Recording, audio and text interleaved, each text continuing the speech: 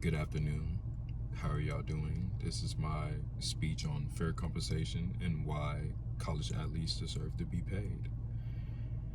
Imagine dedicating 4+ hours a week to a job that's bringing in billions of dollars, yet you don't get paid at all.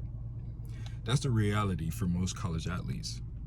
Today, they train rigorously and they play high-stake games and represent their schools nationally, but yet they receive no direction, no compensation for their efforts. If this was any other industry, such as exploitation would be widely considered for all aspects. The NCAA generates massive revenue through athletics. Student athletes sacrifice their bodies and time. Paying athletes is fair. It's just a natural solution just for somebody who's risking their life. It's kind of like everyday jobs, working for UPS or any blue collar jobs. The more you get paid is because of the risk factor of that entails with the job, right? The purpose of this, many of us enjoy watching college football or March Madness, which is basketball, or we have our own merchandise for teams that we buy, which is NFL or NCAA or MLB or NCAA, which is, like I said, college basketball, football, entails all of those sports. But do we ask where the money goes? The games are thrilling. The teams we love, of course, everybody has their own favorite teams, but the athletes who make it all possible see none of the profits, me being one of them as well. This speech kind of deserves like a real college commitment for financial compensation for all the labor and risk, not just for ethical reasons, but to preserve the integrity of college athlete.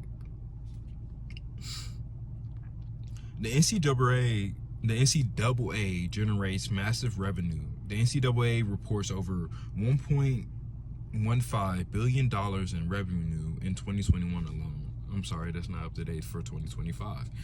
Primarily from broadcasting rights and championships events. Sources from the NCAA. Universities sign multi-million-dollar deals with sport networks and sell out stadiums, merchandise, and player jerseys, shirts, brands, and items, and even more that comes with that. Coaches earn multi-million-dollar deals and salaries, even bonuses earning up to $10 million annually. Meanwhile, while the players generate nothing at all. I have been one of those players before, and just to tell you that, most of the things that you would get was like free apparel for athletes, but the athletes take risk, right? College athletes are more than just students. We perform under pressure all the time, right? It's not just school, it's your sport, which is also something that you can take into your professional life. According to the NCAA injury surveillance program, 1 in 5 college athletes suffer an injury each year. Some are career-ending or leading to lifelong complications, which is very true. I had a injury to my right knee before, right? And I took out my MCL, my LCL, and my ACL all at once, and I had to have cartilage surgery as well. These type of surgeries are lifelong complications or career ending. In my case, it wasn't necessarily career ending, but it was a lifelong complication, right? These students have grueling schedules, training, practice, travel, and games. Often we leave little time to focus on our academics or part-time jobs, which is true, right?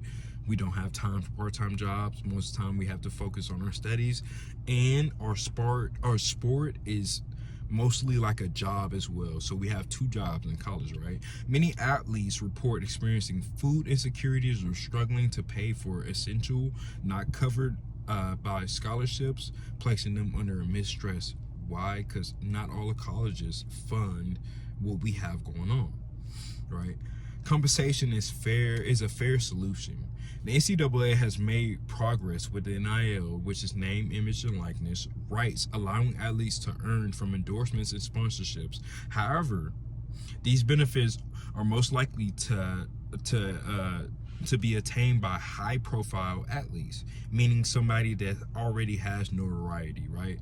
Athletes do not address this broader systematic issue, which we don't, because we're already, being compensated in a way by being able to kind of go to school, while other athletes are being paid to go to school and more, right? Fair compensation can include stipends, revenue sharings, and better healthcare coverage. This approach ensures equity and acknowledges the real contribution of athletes to the university's financial success, right? Because the athletes do bring money and revenue to the school due to what talent, name, image, and likeness that we bring to that school, right? We are the brand. Other students can earn income for their skills. Why should student athletes be the exception, right? This is kind of like a call to action. Like, we need a fair play in this situation. Fair play means fair pay, meaning for all athletes across the board. Doesn't matter what sport: football, soccer, baseball, basketball, track, powerlifting, bowling, tennis, golf, whatever it is. It's time to support reforms that reorganize and reward the contributions of college athletes. Write to your state academic boards, advocate for policies and changes, and amplify the voices of athletes who are often silenced in the name of the tradition.